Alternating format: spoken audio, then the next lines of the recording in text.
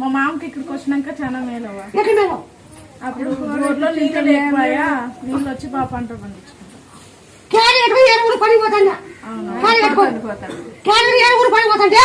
నువ్వు బోర్ వేస్తే పొలం పంట పెట్టు ఈ పంట పెట్టి నీళ్ళు తగ్గలేదవ్వా వెనక దిగులు తగ్గినాయి కానీ మీ బోర్ మాత్రం అస్సలు ఒక రవ్వ కూడా తగ్గలేదు వేపించి కూడా 10 ఏళ్ళు